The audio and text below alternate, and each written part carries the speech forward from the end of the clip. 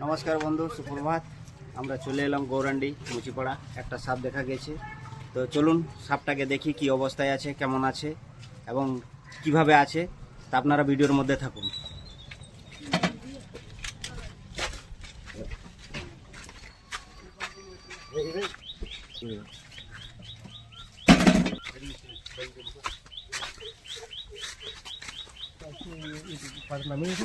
ওইটাতে টর্চ নিয়ে এসো তো। না, ছেড়ে দাও ছেড়ে দাও। ওইদিকে ওই সাইডে মুখ তো মনে হয় আচ্ছা, তাহলে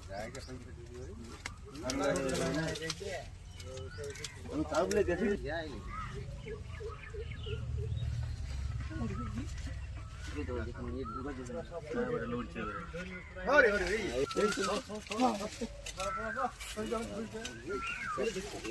মুক্ত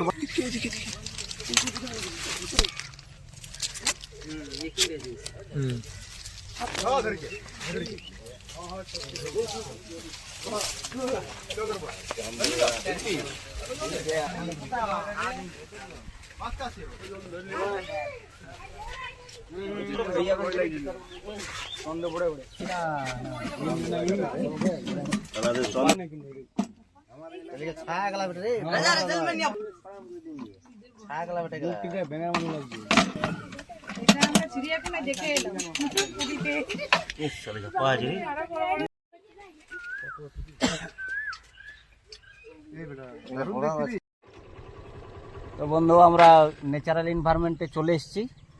আমরা এই জঙ্গলের মধ্যে চলে এলাম, এবারে একে রিলিজ করব।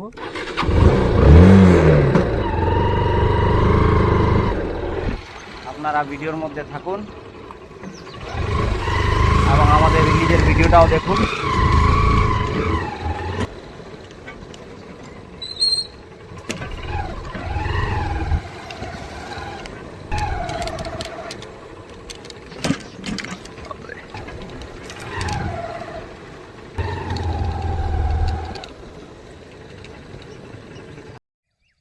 বন্ধু, চলে এলাম ন্যাচারাল এনভায়রনমেন্টে।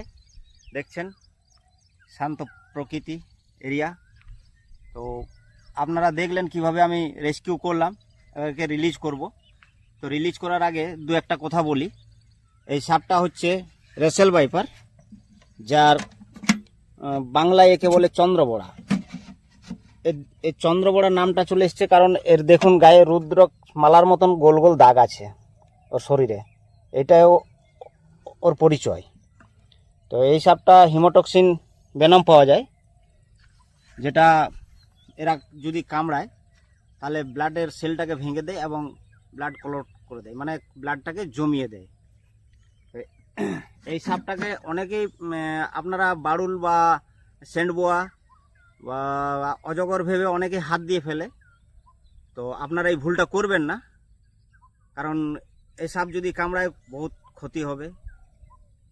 এই সাপ বহুত ডেঞ্জার, মানে আমাদের কবরার থেকেও খারাপ সাপটা।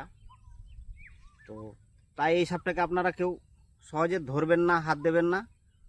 এবং এই সাপ যখন অ্যাটাক করে তো দেখবেন গোল হয়ে থাকে এবং প্রেসার কুকারের মতন একটা আওয়াজ বের করে। তো আপনারা এই সাপ দেখতে পেলে আমাকে অতি অবশ্যই কল করবেন। আমি চেষ্টা করব সবসময় আপনাদের পাশে থাকার জন্য। যদি বাইরে কোথাও না যায় তাহলে তো আমাকে অ্যাভেলেবেল পাবেন। এই সাপটার বয়স আনুমানিক 3-4 মাস। এই 5 ফুট লম্বা হয়। তো এই সাপটা সম্পর্কে যদি আরও কিছু জানার থাকে তা অবশ্যই আপনারা কমেন্ট করবেন, আমি চেষ্টা করব আপনাদের কমেন্টের উত্তর দিতে। তো চলুন একে রিলিজ করি।